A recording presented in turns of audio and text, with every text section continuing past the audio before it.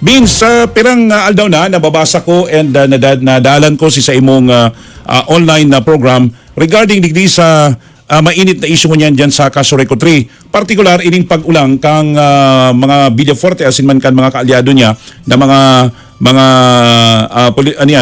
politiko sa Rinconada sa pag-grant ning extension kan franchise kang Casureco 3 dahil baon sa utang, maluya daan serbisyo kan kooperatiba. Anong masasabi mo kani?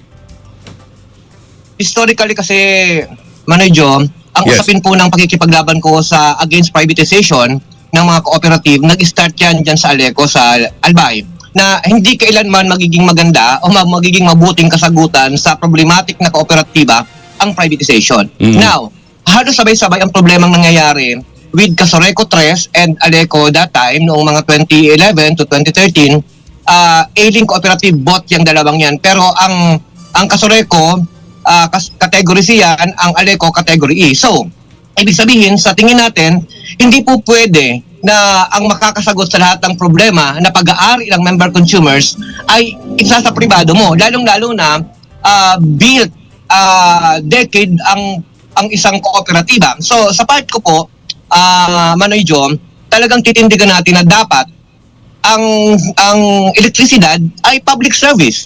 So, obligasyon din ng pamahalaan, obligasyon ng gobyerno, kapag problematic ang kooperatiba, dapat tulungan yan ng DOE, tulungan yan ng NEA. So, sa tingin ko, kaya yang ayusin, kayang i-reform. Ang mismanagement, kayang ayusin po yan, kayang imanihar yan. So, sa part ko po, kung bakit kinokontra natin, natatakot ako dahil ganyan din ang nangyari sa Aleco na ang mga politiko ang nagtutulak mismo to privatize yung pag-aari mismo ng member consumers. Ang problema dito sa Camarines Sur, yung Bicol Light mismo ang nagtutulak nito ay mga politiko mismo dito na dapat nasaan sila. Kung may problema itong mga kooperatibang ito, dapat tinutulungan nila ito kasi member consumers ang affected dito, Manager. So, ibig mo sabihin, hindi solusyon, dahil solusyon ang pagtaon ng franchise sa Bicol Light and Power Corporation na pinagtutulod kan mga Villaforte and his allies sa problema kan kooperatiba. Kang nakaagingal daw, napag-araman mi, na sigun sa record kang niya, ang Casureco 3, ngunyan is a AAA. Gusto sabihin nagbabango na and ito da ang aning utang na more than 600, ngunyan halos kabanga na lang. Dahil tinake over siya kang National Electrification Administration to resolve the ailing cooperative. Vince, ano masasabi mo? That's correct po kasi obligasyon ng gobyerno na kapag merong ailing o problematic na kooperatiba, mag-i-step in po dyan dapat ang NEA. So, sa sitwasyon po yung nangyaring problema dyan sa Casureco 3, ang alam ko, batay sa research ko, 2017, nag-step up na po dyan ang NEA para ilagay yung mga GM ng mga ibang electric cooperative dyan po sa Rinconada. Now, ibig sabihin, kapag nag-step up na ang NEA, ibig sabihin, ginagawa nila ng paraan para makabangon. Ngayon, sa usapin po kasi, kapag ikaw ay electric cooperative, obligasyon po ng pamahalaan na tulungan yan. Ngayon, kapag privatize na, pribado, hindi ka pwedeng tulungan ng gobyerno, hindi ka pwedeng tulungan ng Estado, Manager. So, essentially, itong Casureco 3, kung problematic man ito, tingnan natin yung mga datas kasi nakikita ko for 5 consecutive years, AAA na ito. So dapat ang ilatag mong mga data ay yung mga presenting datos. Kung halimbawa may utang man ito, kung may utang man, halimbawa ang Casureco 3, tingnan natin kailan ba ito inutang, kailan ito nabayadan, sino ang nag-ayos nito. So yan po yung mga question na dapat linawin, hindi pa yung mga issue ng 19 kopong-kopong, no? Dapat yung ngayong issue. Halimbawa, yung utang ayon po sa DOE ayon po sa DOE 1.2 billion. Ilan na lang po ang utang sa ngayon. Yan yung dapat tutukan kasi sa tingin ko dapat talagang ang mga tao maging alerto, nagbabasa din tapos dahil sa atin nga yan, member consumers ang may-ari ng mga kooperatiba, dapat nagtatanong din tayo kasi hindi sa lahat ng pagkakataon, ako kasi, Manager, binabalikan ko lagi ang ITERA, yung Electric Power Energy Reform Act kasi diyan nagsisimula ang lahat nung ma-privatize ang generation, yung NAPOCOR, itong transmission, tapos distribution, nagka-problema na tayo. So dapat kasi pag-aari yan ng pamahalaan, pag-aari ng gobyerno para nag-i-step up talaga ang pamahalaan kung may problema. Okay. Ngayon, kung may mismanage, ayusin, i-reform it. Yun po ang aking punto dyan. I read your article na mukhang nag-research ka about the Bicolite and Power Corporation. Pwede ba bang, in a brief, please share to us, ano ang na-research mo about the Bicolite and Power Corporation? Taano ta dapat da isa tawan ning franchise na iyo ang magribay sa Kasureco 3? Opo, sa akin po kasing pag-research, nakita ko na ang isang pribadong kumpanya, kapag pinasok mo ang isang distribution company, permi ka ng privatization equals profit. Oo. Hindi ka papasok diyan ng hindi ka tutubo, hindi ka Oo. kikita. Oo. Now, ang isang pribadong kumpanya, kung prangkisa ang papasukin mo, hindi siya dapat may bitbit ka ding pera, may bitbit ka ding pondo. Ano ang pag-aari mo kapag pumasok ka diyan? Hindi po pwedeng i-take over mo yung dati nang merong substation, may mga poste, may mga linya ng kuryente, may mga kontador. Hindi po pwede yan. Bakit?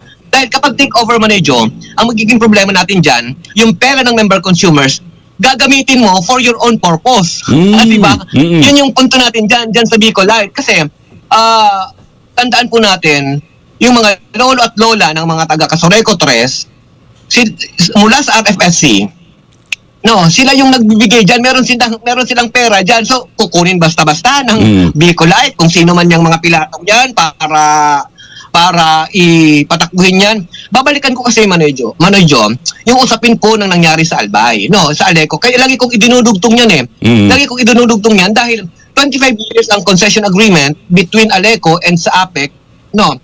Ngayon, wala pang 25 years, 8 years pa lang, umalis na sila. And yung sabi nila ng 4 billion, babayad ng utang, in 8 years, naging 11 billion. So, ibig sabihin, hindi naman sila nakatulong. Now, pwedeng mangyari yan sa Bicolite. So, bakit hindi po pwedeng privatization ang sagot sa lahat ng problema? Dahil pwede pong ayusin ng pamahalaan, pwedeng mag-step up. Kung may problema, pwedeng mag-infuse ng pera ang pamahalaan. Pwedeng mag-infuse ng pera ang DOE para tulungan ng ailing cooperative. Now, ang Kasureco 3, sa tingin ko, sa pag-aaral ko, hindi siya ailing. Ngayon, hindi po pwede kasing pinapakialaman ng politiko ang basic services.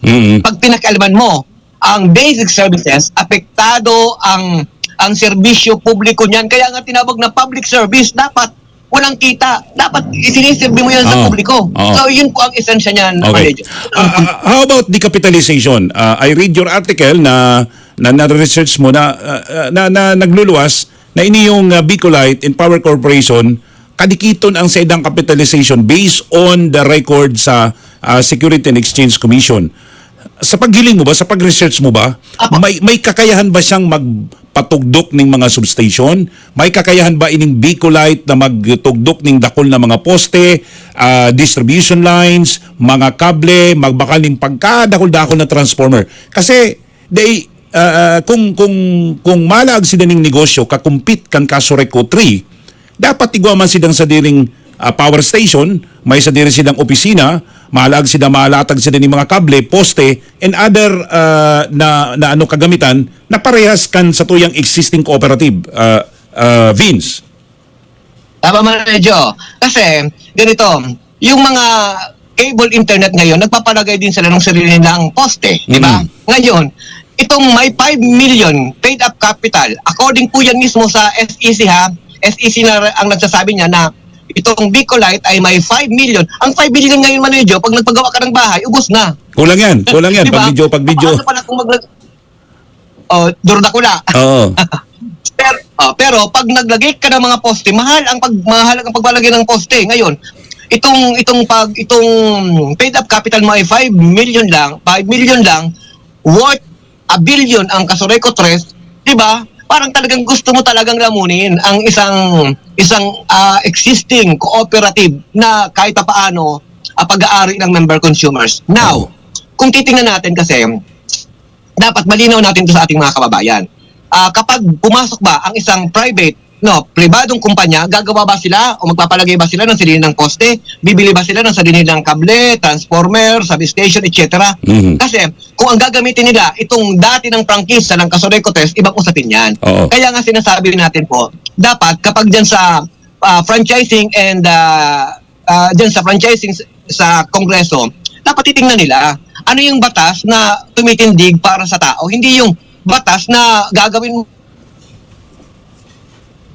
iikutin mo, babaguhin mo na sa kapakinabangan ng pribadong kumpanya kasi hindi na siya public service manager. Okay. So, last question, Vince. Do you think na pag nag-grant in franchise ang Bicolite and Power Corporation, sa hiling mo ba, sa analysis mo, ining Bicolite will completely take over the existing Camarines Sur 3 Electric Cooperative? Ako medyo ayaw kong mag-speculate pero kung ang mga tao magiging mulat, di yan matugot na ma-privatize yan. Apo ko kayang mag-speculate na matitake over yan. Kasi may experience na tayo. No? Ang experience ng public service dapat hindi siya private. Huwag mong ibigay sa pribadong kumpanya ang pagmamanehar ng basic services. Now, gusto nating ipaliwanag sa ating mga kababayan sa Rinconada na dapat kung puro palsok man yan, kung may problema man yan, tanungin. Dahil member of consumers ka, tanungin mo ang Casoreco, ano ang problema? Now, dapat obligasyon naman yun ng Casoreco kung sagutin ng mga tao. Dito naman sa usapin, ng kapag iti-take over, ako talagang tindido ako na ang mga tao pag napaliwanagan mo na pag pribado ay talagang kwan. Pero kung insistido ang mga politikong i-privatize yan, hindi naman yan basta-basta mangyayari manager. Kasi dapat tanungin natin dyan saan nanggaling ang pera nila, magkano ang pera nila, ano ang gagamitin nilang mga ekipahe, substation, linya. So, malaking malaking pag-uusapan pa yan, mahabang pag-uusapan pa yan dahil ang nagbibigay po ng prangkisa ay Kongreso. Hindi po yung pagpipirma ng mga tao diyan sa Rinconada. So, Okay. ibang usapin po yan. Last question. Last na talagang last na. Ano sa hiling mo ang papel kan mga Villafuerte sa Bicolite and Power Corporation? Kung titingnan po natin, hindi naman tanga ang mga tao, sorry for the word. Kasi bakit ka insistido? Why are you insisting na ipasok ang Bicolite? Nag-i-insist ka in 5 consecutive congresses kung bako kang insistido. Di ba, Manager? Pero mo 17 Congress, nag-file na sila ng 2 House Bill. 18 Congress, nag-file sila ng House Bill, 19th and until now. So, bakit ba sila naghuhugup-hugup? Kumbaga, ang award ko dyan, hugup-hugup eh. Hugup-hugup, Kasi 5 beses silang nag-file. Ano ang kanilang purpose? Kung bako kung hindi nila gustong makuha yan. Di ba? Yun ang ating punto. Yun ang iniiwan ko sa ating mga kababayan. Okay. Your guess is good as mine. Vince. Okay. Yes po. Thank you very much. ang gusto lang natin Manager, ipakita sa tao na kahit kailan ang privatisasyon ay hindi magiging sagot sa problema ng isang kooperatiba.